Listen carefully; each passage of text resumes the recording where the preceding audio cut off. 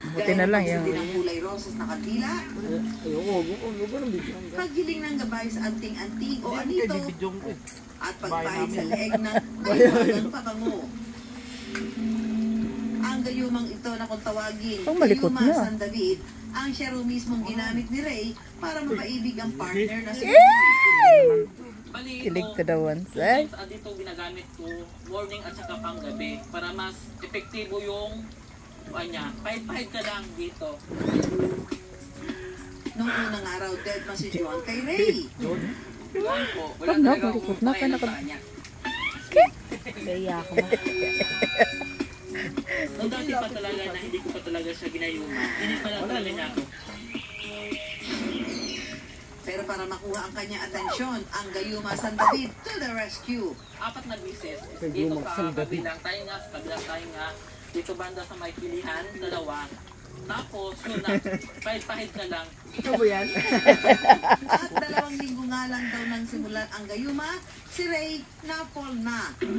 Sobra. Hindi ko sa kanya.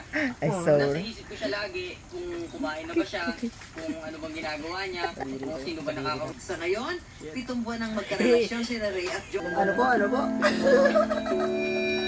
Ay, ngayon na. Ang Gayuma, epektibo nga ba talaga? Paghanap ng I Wonder na kasagutan, natunto namin ang babae sa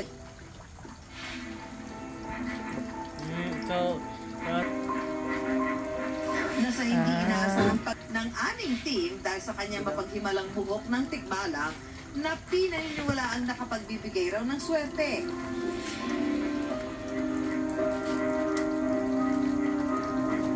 Ang may gawa raw ng Gayuma, ang ritualistang si Camerlin. Ang Gayumang San David ay yan ang pinakamalakas sa lahat ng mga gayuma na ginagamit ng mga may karunungang lihim dito sa atin sa Pilipinas. Kasi si Haring David noong kapanahunan na yan ay maraming babae. Sa Israel, no? Sa mga Hudyo, ano sila, patriarchal, no? So, importante din sa kanila yung pagpuntingon ng lahi. So, batay sa kasaysayan, si Haring David ng Israel, no, sa lumang tipan, nagkaroon ng relasyon sa ibang babae. Natutunan ko yan dahil inaluan ko ng orasyon at mga sangkap ng buhok ng duwende, bulaklak ng tanglad at orasyon at mga kahoy na pasumbalik. Ang pinaniniwala ang buhok ng duwende, matatagpuan daw sa bundok Buntis, sa Maragondon, Cavite. Yan na yun, oh. Sa matutulis na damo, tumpok-tumpok itong nakakapit na parang ginulong buhok ng tao.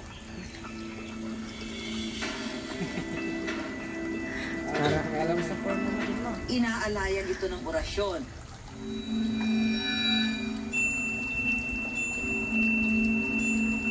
Ayon kay Professor Christine Maylie Magpile, University Research Associate 2 Editor ng Philippine Studies. So, pag sinabi natin na paggagayuma, no, ito yung kung titingnan natin, no, sa paniniwala, no, ng ating mga ninuno, ito yung paggamit, no, ng mga, let's say, ng mga plants at saka herbal medicine, no, na nilalaki pa ng ritual. Mga ka-wonder, nakalipas ang ilang minutong orasyon, tapos na ang paggawa natin ng Gayuma San David. At para mapigalina kung anong elemento nga po under team sa botanist na si Ulysses Ferreras. Pala ay isang damo na kung tawagin ay speargrass. Yung pinapaniwala ang buhok ng duwende ay parte ng isang damo na ang tinatawag namin sa medical din ng lunas, lalo na sa mga nagtatae, lalo na sa mga may asthma. Tawag, oh. Ano yan, tawag?